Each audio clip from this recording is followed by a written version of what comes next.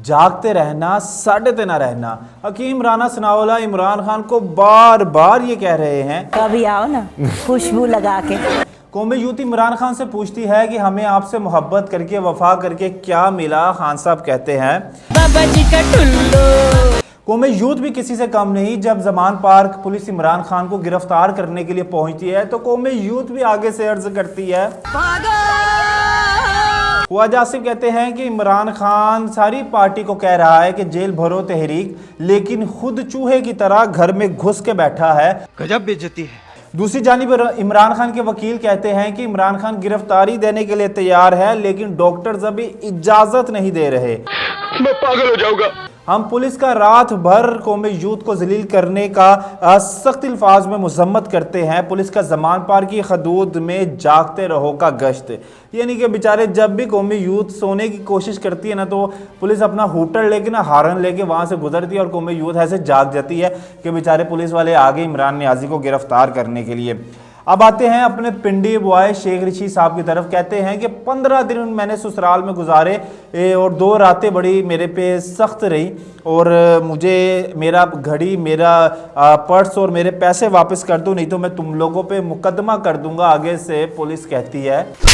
चोली के पीछे क्या? ऑडियो लीक्स का मामला हम तो समझते हैं कि रुक जाता है, 4 दिन हैकर ब्रेक लगाता है, फिर एक्सीलेटर पे पाँव रख देता है, फिर ऑडियोज लीक कर देता है। 3 ऑडियोज लीक हुई परवेज इलाही साहब की। परवेज इलाही साहब बेचारे कहीं के नहीं रहे और एहसन इकबाल कहते हैं कि सुप्रीम कोर्ट को चाहिए कि वो इन ऑडियोज की फोरेंसिक करवाए, क्योंकि ये आला अदलिया पर हमला है कि खान साहब के परवेज इलाही किस तरह से अदलिया के साथ मिलकर मैच फिक्सिंग में लगे हुए हैं। अगर ये गलत है तो ये आला अदलिया पर एक धब्बा है, एक तोहमत है, एक बहतान है। उनको रुस्वा करने की, जलील करने की आला अदलिया के लिए एक घिनौनी साजिश है और उसको बेनकाब होना चाहिए।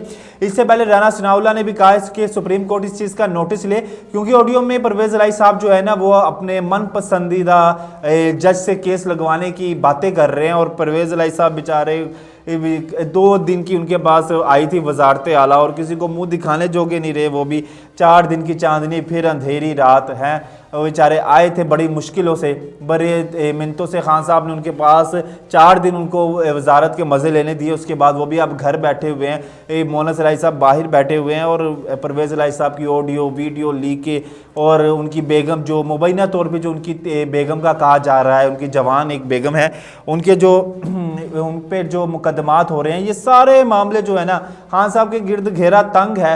और ये ऑडियोज़ वीडियोज़ का जो मामला है ना ये सिलसिला थमने वाला नहीं है जी।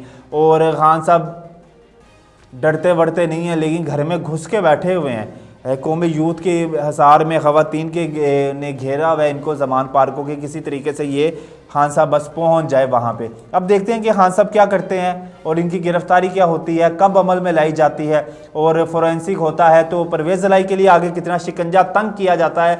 ये PTI से जो भी जुड़ा ना, वो कहते हैं ना जिन्हें PDM ने सताया उन्हें रक्षा चलाया। अब जिसने नवाज शरीफ को सताया ना उसने रक्षा ही चलाया और बाद में वो मुंह दिखाने जोगा नहीं रहा। और खान साहब के देखते हैं कब गिरफ्तारी अमल में लाती है। आप भी इंतज़ार करें, हम भी करते हैं। अल्लाह ने के बाद।